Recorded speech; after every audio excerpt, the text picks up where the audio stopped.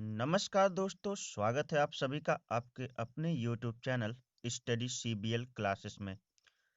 दोस्तों, आज का जो हमारा टॉपिक होगा वो बोर्ड के एग्जाम के दृष्टिकोण से मोस्ट इम्पॉर्टेंट टॉपिक होगा, जो क्लास 12वीं और क्लास 10वीं दोनों क्लासेस के स्टूडेंट्स के लिए बहुत ही इम्पॉर्टेंट टॉपिक है। तो दोस्तों, आज का जो टॉपिक है हमारा वो है अमेबियासिस। कुछ रोगों के बारे में है जिसमें अमेबियासिस, मलेरिया, टाइफाइड, स्कैरियासिस और निमोनिया जैसे रोगों के बारे में हमें चर्चा करना है। इसके लक्षण क्या हैं, ये किस प्रकार से फैलता है, इसको ठीक करने की औषधि क्या है, ये सारी बातें आज हम जो है इस टॉपिक में करेंगे। लेकिन इससे पहले अगर आप चैनल पर नए हैं दोस्त, तो चैनल को तुरंत सब्सक्राइब कर लीजिए, क्योंकि ये एक छोटी सी रिक्वेस्ट होती है जिसको आप पूरा कर दीजिए। और यदि आप चैनल पर पुराने हैं तो वीडियो को तुरंत लाइक करिए और इसे ज़्यादा से ज़्यादा अपने दोस्तों तक शेयर करिए जो बोर्ड एग्जाम या किसी भी कम्पिटिटिव एग्जाम की तैयारी कर रहे हैं। विज्ञान पोर्शन के दृष्टिकोण से यह टॉपिक उनके लिए बहुत ही मददगार, उनके लिए बहुत ही इम्पोर्टेंट साबित होगा। तो चलिए समय ना गंवाते हुए अब अपने टॉपिक की तरफ बढ़ते हैं। देखिए, इस प्रश्न को बोर्ड में कितने तरीके से पूछ सकता है। यहाँ पे 3 कंसेप्ट मैंने उठाए हैं। पहला कंसेप्ट उसका ये है कि अमेबियासिस, मलेरिया, टाइफाइड, स्कैरियासिस और निमोनिया रोग के कारकों का नाम बताइए। ठीक है ना। या दूसरी तरीके से इसको पूछ सकता है, मानव में रोग उत्पन्न करने वाले किन्हीं 2 परजीवियों के नाम लिखिए, इनके द्वारा उत्पन्न रोगों का वर्णन कीजिए, उसका तथा उसका निदान बताइए, निदान का वर्णन कीजिए।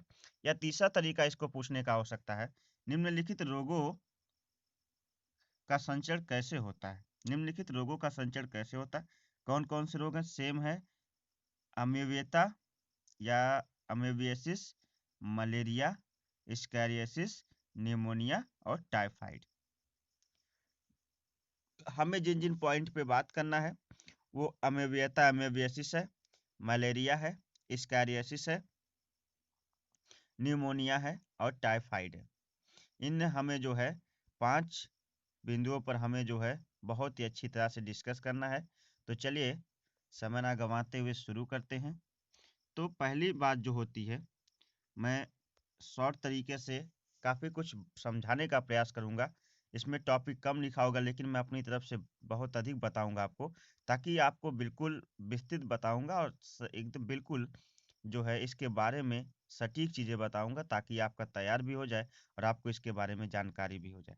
तो चलिए, अमेबियासिस, अमेबियासिस जो है अमीबा शब्द से बना है। कहाँ से बना है? अमीबा।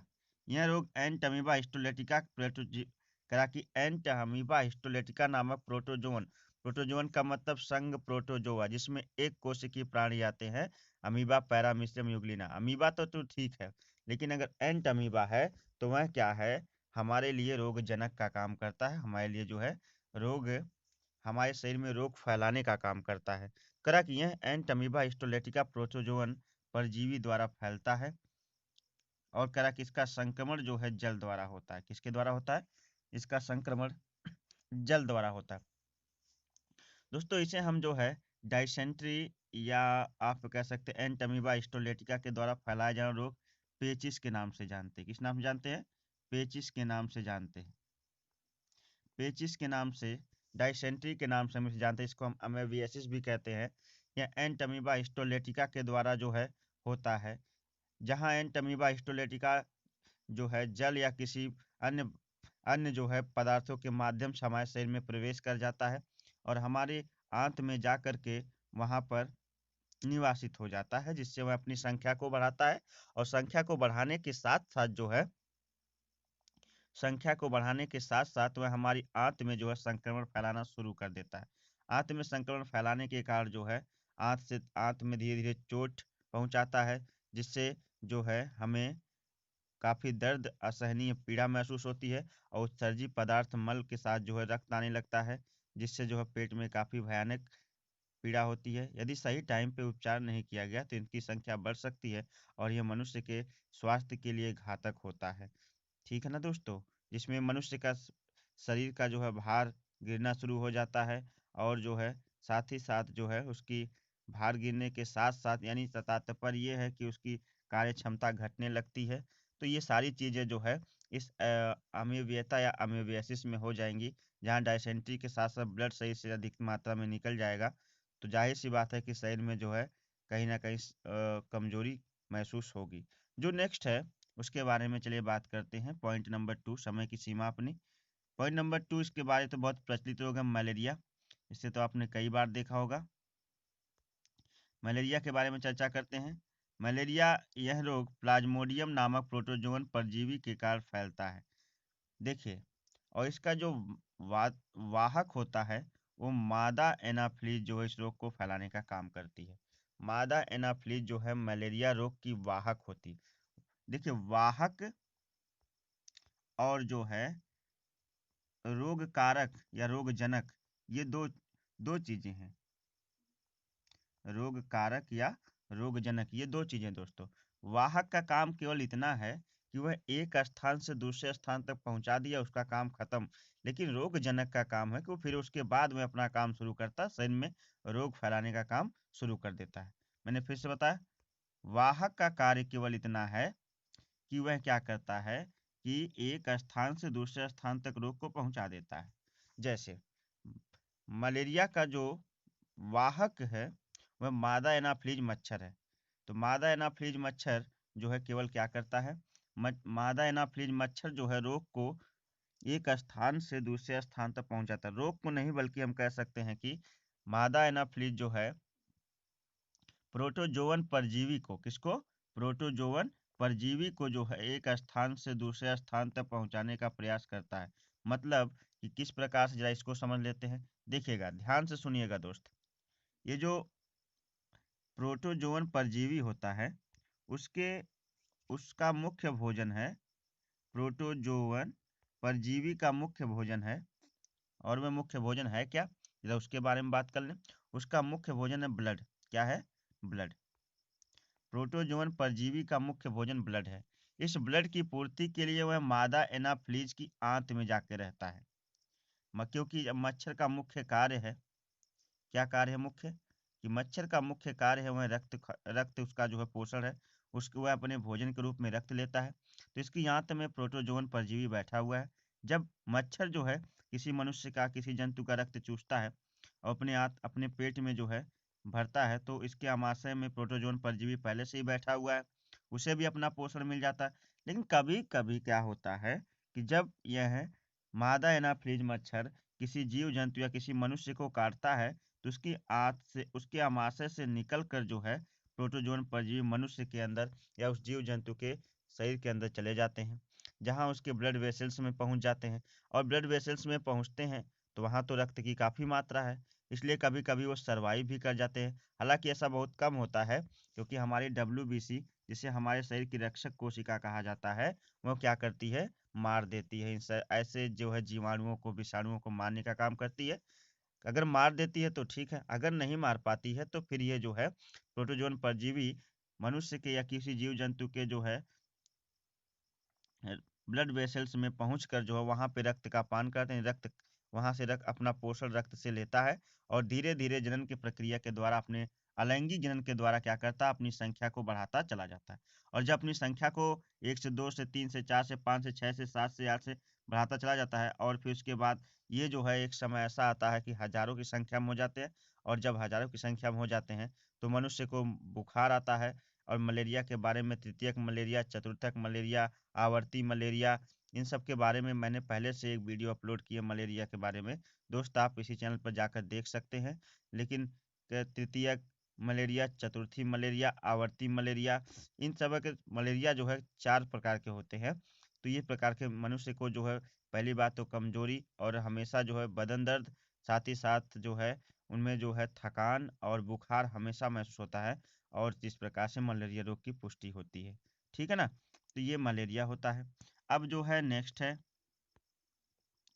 स्कैरिएसिस, जिसका नाम है, इसको भी जान लेते हैं। स्कैरिएसिस क्या है।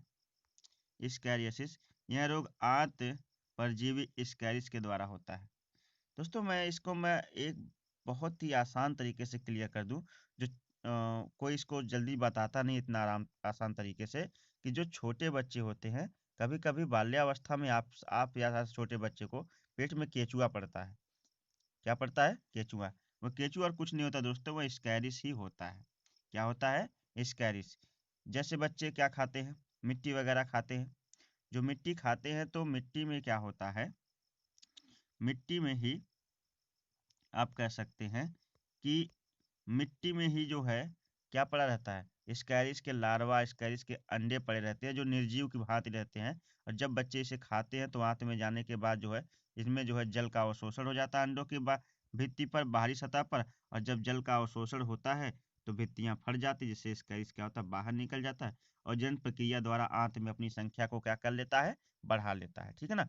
अब यहाँ पे क्या लिखा है इसके बारे में, जरा उसे भी जान लेते हैं। कह रहा कि यह रोग आंत परजीवी स्कैरिस से होता है। इस रोग के लक्षण आंतरिक रुधिरस्राव, पेशीय पीड़ा, ज्वर, रक्त रक्तकता मतलब रक्त अल्पता, आंत का अवरोध है। आंत का अवरोध का मतलब होता है कि जब जब जो है स्कैरिस के बीच स्कैरिस से जो है परजीवी जब जब शरीर में आंत में प्रवेश करता है तो क्या करता है, सबसे पहले उसको भी तो भोजन चाहिए, जिससे वह आंत की दीवारों पर जो है घाव मारना शुरू कर देता है, चोट पहुंचना शुरू कर देता है, जिससे पीड़ा होती है, ज्वर भी आता है। और धीरे धीरे जब इनकी संख्या बढ़ जाती है तो ऐसा भी होता है कभी कभी ये आंत को बेध कर एक पार से दूसरे पार भी निकल जाते हैं।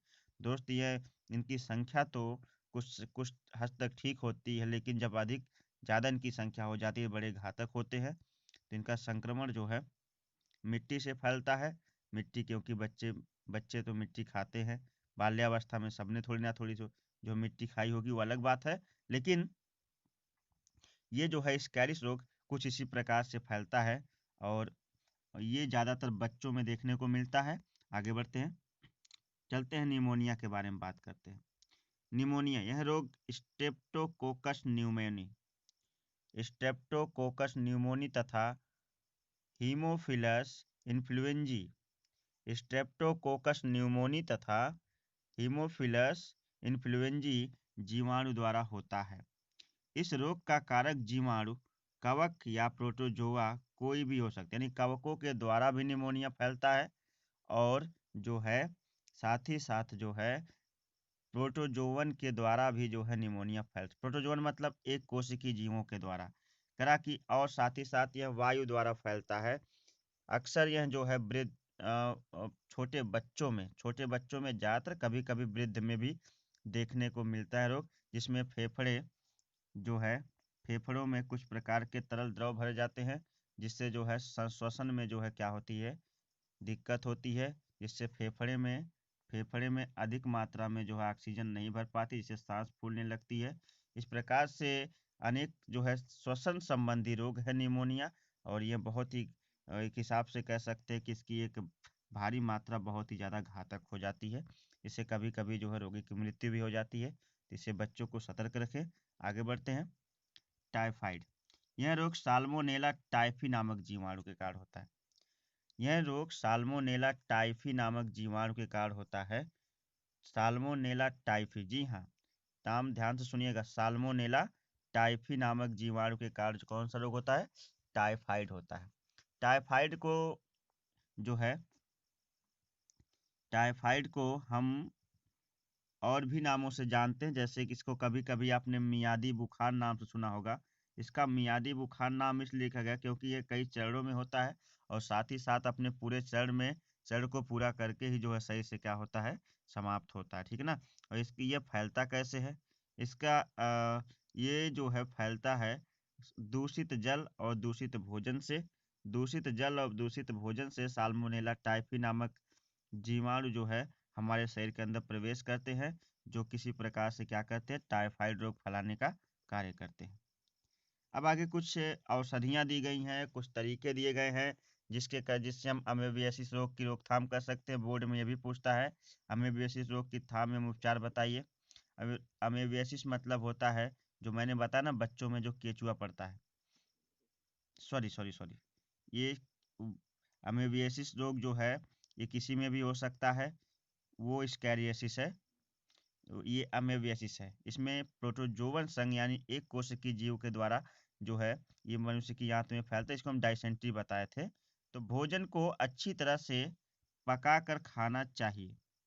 पहला, भोजन को अच्छी तरह से पकाएंगे तो उसमें उपस्थित सूक्ष्म वायरस और बैक्टीरिया क्या हो जाएंगे, समाप्त हो जाएंगे। दोस्तों, एक रिसर्च में सामने आया है, यदि आप पानी को 10 मिनट से ऊपर तक उबाल कर पीते हैं तभी जो है उसमें से वायरस मर सकते हैं। अगर 10 मिनट से नीचे तक उबाल रहे हैं आप तो उसमें से वायरस वगैरह नहीं मरेंगे वो, क्योंकि वायरस के पास लगभग 9 मिनट का 100 डिग्री से ऊपर का ताप सहन करने की क्षमता है। तो दोस्त, आप इस बात को याद रखिएगा। 4-5 मिनट पानी गर्मा के पीने से वायरस नहीं मरते, फिर से वो एक्टिव हो जाते हैं। कम से कम जल को आप 10 से 15 मिनट तक गर्म करिए, और जब 10 से 15 सुनिश्चित हो जाए 10 से 15 मिनट तक पानी गर्म हो चुका है, फिर उसे ठंडा करके किसी चीज़ से छान कर ही उसे फिर से सेवन करिए, ठीक है ना। और आगे बढ़ते हैं। कह रहा है कि अमेबियासिस की रोकथाम एवं उपचार में देखिए, कह रहा है कि रोग भोजन को अच्छी तरह से पकाकर खाना चाहिए, और फल, सब्जियां आदि को ठीक प्रकार से धोना चाहिए, ठीक है ना। ये सारी चीज़ें अमेबियासिस के लिए, क्योंकि कहीं सूक्ष्म जो है एक कोशिकीय जो है रोगजनक है, ये तो किसी न किसी तरह से लगा ही रहेगा। नियमित रूप से नहाना चाहिए। नाखून काटना, भोजन से पूर्व हाथ धोने चाहिए। भोजन से पूर्व मतलब भोजन खाने से पहले जो हाथ धोना चाहिए। स्वच्छ जल का प्रयोग करना चाहिए। रोगी को, अगर रोगी कोई हो गया किसका, अमेबियासिस का, तो स्वस्थ मनुष्य से अलग रखना चाहिए, क्योंकि उससे उसके स्वस्थ मनुष्य के अंदर संक्रमण फैलने का खतरा रहता है। रोग हो जाने पर कौन कौन सी औषधि लेनी चाहिए, मैं आपको कुछ औषधि के नाम बता रहा हूँ। पहला है फ्यूमेजिलिन, फ्यूमेजिलिन। दूसरा है इरिथ्रोमाइसिन। तीसरा है बायोमिविक डी, डिपेंडालियम, डाइकोक्विन, और फिर है ट्राइडेजॉल, मेट्रोजिल, एम्बोल, ह्यूमेटिन। ये सारी दोस्त औषधियाँ हैं। एक बार और इनके नाम सुन लीजिए। पहली औषधि है फ्यूमेजिलिन, दूसरी औषधि है इरिथ्रोमाइसिन। अगर किसी को पेचिस या अमेबियासिस पेचिस का लक्षण है तो इस प्रकार की औषधियाँ दे सकते हैं, लेकिन एक इसमें भी आपको हिदायत है, डॉक्टर से सलाह लेकर ही ये औषधियाँ आप दे सकते हैं, अपने मन से मत दीजिएगा, ये घातक होती हैं, ठीक है ना।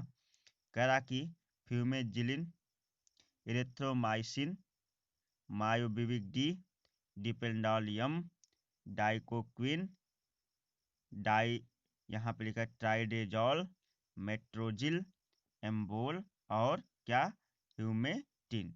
ये औषधियाँ जो है आपको अमेबियासिस में डॉक्टर के प्रेस्क्रिप्शन से जो है देनी चाहिए, ठीक है ना। अब आगे बढ़ते हैं। जो नेक्स्ट है स्कैरियासिस, मैं इसकी बात कर रहा था। स्कैरियासिस जो बच्चों में केचुआ रोग मैंने बताया था। अपने आसपास के वातावरण को स्वच्छ रखिए, ठीक है ना, रखना है। मल मूत्र खुला विसर्जन ना करें, ठीक है ना।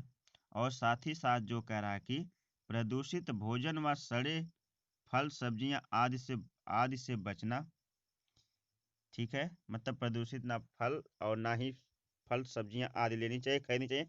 भोजन करने से पूर्व पहले हाथों को भली भांति क्या करना चाहिए, धोना चाहिए। शौचालय की साफ सफाई विशेष ध्यान देना चाहिए। जल का, स्वच्छ जल का प्रयोग करना चाहिए पीने में, और इस रोग का रोकथाम प्रमुख उपाय है। क्या कि इसमें भी आपको साफ सफाई पर बहुत ही ज़्यादा जोर देना चाहिए। जैसा कि आगे बढ़ते हैं, अपने आसपास साफ सफाई रखें। देखिए इसमें क्या करना चाहिए, अगर ये अमेबियासिस रोग हो जाता है, रोग होने पर परजीवी को मारने के लिए अर्थात स्कैरिस को मारने के लिए क्या कि पाइपराइजिन सिट्रेट एक प्रकार का तेल है, पाइपराइजिन फॉस्फेट औषधि का प्रयोग करना चाहिए। पाइपराइजिन सिट्रेट और पाइपराइजिन फॉस्फेट याद कर लीजिए बोर्ड के एग्जाम में लिखने के लिए। पाइपराइजिन सिट्रेट और पाइपराइजिन फॉस्फेट जो है औषधि का क्या करना चाहिए, उपयोग करना चाहिए, ताकि आप जो है इस रोग से क्या कर सके, निजात पा सके आपके बच्चे। दोस्तों, इतने सारे टॉपिक मैंने आपको क्लियर कराए हैं आज के लिए। और मैं चाहता हूँ कि जो दोस्त इस टॉपिक को पढ़ रहे हैं, उनके लिए उचित ये होगा कि वो कॉपी और पेन लेकर सारे टॉपिक को नोट करते चलें, और अगर नोट नहीं कर पाते हैं, दोस्त मैं लास्ट में दे देता हूँ। इसके बाद आप इस सारे टॉपिक का जो इस प्रकार से स्क्रीनशॉट ले सकते हैं।